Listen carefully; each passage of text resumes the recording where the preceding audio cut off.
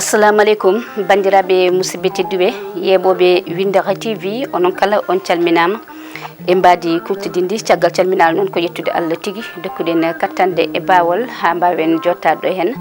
e émission meɗen fodde mi yewnino on no fewi ha tenti noon rewintoɓe e jewte meɗen toon to Windaka TV e émission ngaji meɗen fodde mbaɗa sikki en bayratiri no fewi mbaɗa andi on jewninomi kono ko min ɓuuri e yewnude on hano hannirta ni ko wona ɗum ko en jalti e julde taski oɗon jahlo oɗon jaafo min banggalam mi yarlima mi yaafima yo Allah rokku en tawtorede oɗo saaha mo wuuri ko rewa Allah yo jaaɓe ko tata yo Allah yaafo en bandiraɓe musidɓe tedduɓe émission meɗen fodde hande gartaten koye toɓɓere wonde fayida no fewi toɓɓere nde ganduɗa eɗen poti yewtude hen toɓɓere nde ganduɗa kadi oɗo saaha joni ene wuura so tawi a wuurani ɗum tan won gurɗum nde won noon so tawi en mbi fodde garaten koye nder galleji men garaten koye rendo meɗen garaten ko enen tan e nder koye meɗen ɗum noon hande gartaten koye resudirɓe ɗiɗo sen mbi resudirɓe ɗiɗo kala saaha umusibani ara hen kono eɗen gandi resudirɓe ɗiɗo ko hen hunde foof yaltata hen sukaɓe jaltata hen isiraɓe jaltata taniraɓe eko nandi hen ɗum saabi so tawi en toɗɗima debbo e gorko tan en toɗɗima rendo ɗum noon bandiraɓe ko hen tigui garaten woni ɓe ganduɗa ko resudirɓe ɗiɗo an suko gorko o a yahat ƴeewa jonɗoma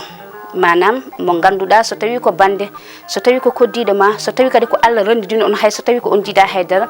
dewgal wona ɗon moni kala ene yiiɗi so tawi resodiri e joom galle mum walla so tawi a resodiri e joom suudu ma taw ko mayde serdata on oto Allah yawno kono saaha noon ko Allah tan kañum waddata hakkude yimɓe ɗiɗo so Allah itti kadi ala ko neɗɗo wawi hen woni ɓe gandanɗa hoorema ko resodirnoɓe ceerta ɓe mbi dewgal ene dagui ceergal ene dagui kono ceergal kadi ene foti yodde ceergal kadi ene foti yonnude ɗum saabu hay goto anda janggo e jaam holko jibinoyta woni sukaɓeɓe woni onon resodirɓe ɗiɗoɓe saaha jamanu ene wawi change ude gartodiron saaha kadi ene wawi wonde teddugal manggal wona hakkude moɗon kono ko ɓuuri hewde ko teksitiɗen so tawi ceergal waɗi tan probléme waɗat woni gorko o ene wone e gorko kono kadi ene woni e debbo kono ko teskitiɗen ko ɓuuri hen hewde so tawi a seeri debbo tan a serdat ɗum e sukaɓe muɗum serdu ɗum e sukaɓe muɗum woni holɗum so tawi on dañji sukaɓe sa anti debbo o tan a anti sukaɓe mum kono bandiraɓe oto jejjiten sukaɓeɓe ɓe mbi so tawi a dañi galle yumma tan a dañat galle baaba te sukaɓe ene moƴƴi hakkude yummum e bamum taw ko yooɗi wona ɗon ene walla sukaɓeɓe e gurdam mumen ene walla sukaɓeɓe e hakkude mabɓe kamɓe ɗiɗo wawa moƴƴude kono ko ɓuuri hen hewde so tawi a seeri a bonnitat konko yummiraɗo o saaha aɗa yiya mo ganduɗa ko nawɗo suka muɗum mbiya mi woppudema e suka makko howo tampa howo lora so tampi o lori o ala balluɗo mo atranam sukabam saaha kadi aɗa yiya gorko tefto e sukaɓe sababune mettinde oɗo mo ganduɗa ko joom suudu mo woppi o mbete tan hakkude mabɓe wonino meeɗino welde natti welde tan annene mbiya aɗa addi hen kiram walla aɗa addi hen hasidagal nangga sukaɓeɓe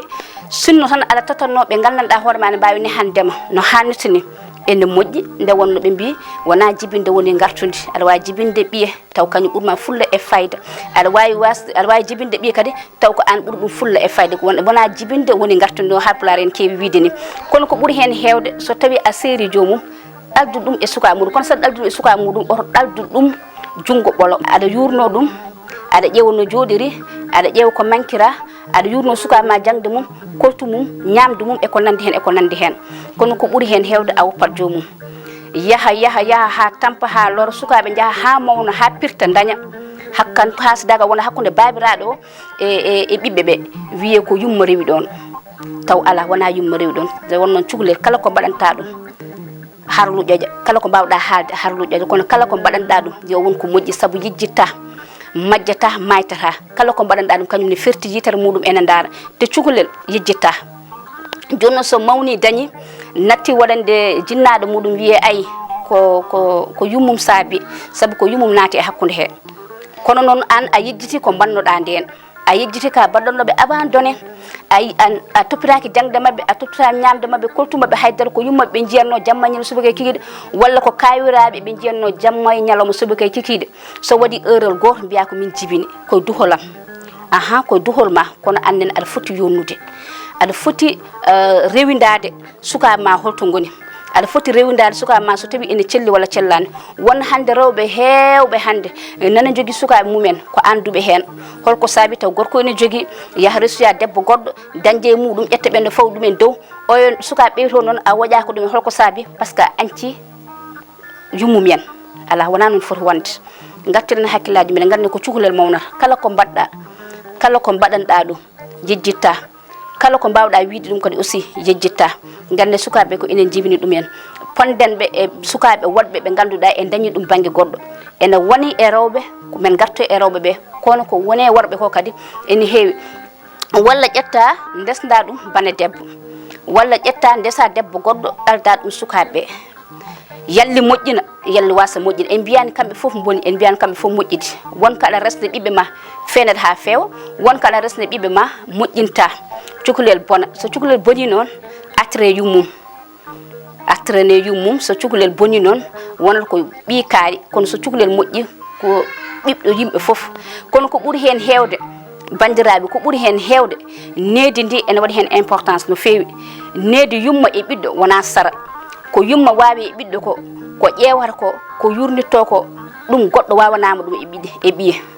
goɗɗo wawanama ɗum ne eɗen ñaagui bandiraɓe eɗen ñaagui bandiraɓe worɓe ɓe e koye mumen so tawi on ceeri ceergal waɗi ceergal no wona an waɗata wona debbo waɗata ko Allah waɗata saabu dewla kaɓɓa ko dow so wayno kono fofago ni so gasi tan gasi kono jonnen pour janggo sukaɓe mbasa dañde ko gandanɗa hoorema ene guiña jinnaɓeɓe won hande sukaɓe hewɓe hande sa wi waɗan bammaɗo wiya baba mi waɗanta ɗum haydara saabu baba mi toppitaki no gonmi cukalel nguel ñamminta kam yarnata kam holtinta kam hay jangdam toppitaki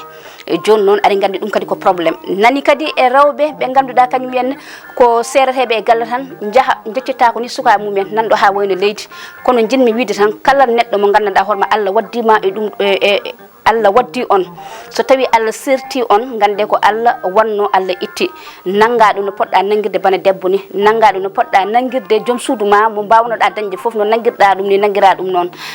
beele sukaɓe kañum en janggo e jaam so tawi naffi mbasa yejjiddema ɗum noon bandiraɓe musidɓe tedduɓe ko musiba wonno debbo mo hoore fonde Thily Boumy Ndiaɓe so tawi wonto tata mi ñaguima yaafuya no fewi men gartu kadi e fannu goɗɗo ko fati e rewɓeɓe so Allahu lamɗo o jaaɓi Allah jarama on jarama.